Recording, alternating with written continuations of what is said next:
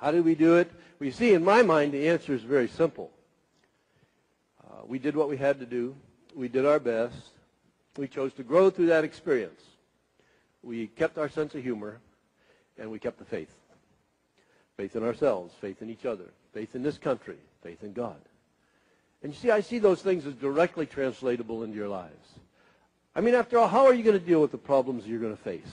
How do you choose to do your job? How do you choose to live your life? How are you going to deal with the tragedy that's coming?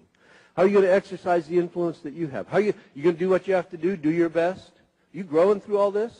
You keep your sense of humor? You keep the faith? But wait, before I press you too hard, I owe you a few answers. How do we do it? Well, in fact, the first thing we decided we had to be able to do was communicate. Somehow we knew instinctively we couldn't allow ourselves to be isolated in these cells. I don't know how we knew that. I'd like to tell you it was because we were so smart. You probably wouldn't believe that. I don't believe it either. But somehow we knew we couldn't allow ourselves to be isolated in these cells. So we decided we had to work on that. Actually, let's think about that for a minute here this morning. Do you have this picture in your mind that I've tried to paint, groups of Americans locked up in these cells? Well, we decide, just picture a few of us locked up in a cell somewhere. And we decide, okay, we've got to be in touch with people. Now, there are many parts to the problem. First part to the problem is this. Whatever we decide to do had better be very sneaky. Because if they catch us, they're going to beat us. So what we decided we could do that would be very, very sneaky would be to go over there and tap very quietly on that wall. That'd be sneaky. Next part of the problem is this. We must now think of something we can go over there and tap on the wall quietly so that if we got the correct answer, we would know immediately that's an American. They might not be Americans over there. It might be Thai, Laotian, Arvin. Could be our captors sneaking around trying to catch us doing these things so they could beat on us for a while. So we're going to have to think of something that we can tap on the wall quietly so that if the answer were correct, we would know immediately that's an American. What does that sound like? Morse code. Well, Morse code presented a problem to us. We all knew Morse code, of course, and I know that telegraphers can do the dot dash thing somehow with that little key, but us thumping on these walls, we were never able to quite figure out how to do dots and dashes. That's okay. You all work on that for a little while. Other suggestions. I need to tap something so that if the answer's correct, I know immediately. What's that sound like?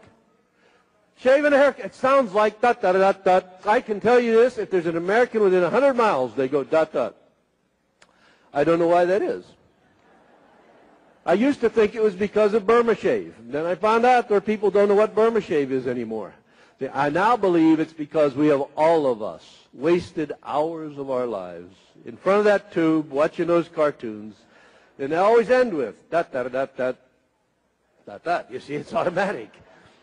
I'll tell you something else now. You have to remember that my observations in Hanoi are through a little keyhole in a prison, but they couldn't replicate that rhythm. Oh, they knew what we were doing. They beat it out of us.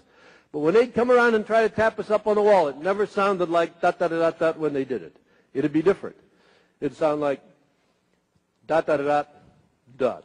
It was, hey, they didn't have Looney Tunes in that country, you know. Okay, so we go over to the wall, we tap quietly, dot, dot, dot, dot. We get the answer, dot, dot. We know it's an American. What might we do next? Suggestions? We go 1 for letter A, 2 for letter B, 3 for, I can't tell you how old it gets. Tap 15 times on that wall to go find the letter O in the alphabet. And not only that, in our alphabet, all the good stuff, it's down there towards the end someplace. So the next thing we did was, you picture this in your mind, we built a 5x5 matrix into which we put the letters of the alphabet. A, B, C, D, E, F, G, H, I. Now, some of you already know that I have 25 squares and 26 letters I have to deal with. So we use the letter C for letter K. Now everything fit. So we could tap a number down the side, a number across the top, locate a letter in the matrix. We'd go fast. If you put your ear on that wall, it'd sound like high school typing class just before graduation. That code was so good. We used it for everything. If they take you out and give you the bamboo broom, tell you to sweep down the walkway in between the buildings, you could sweep in the code. See, it'd sound like this.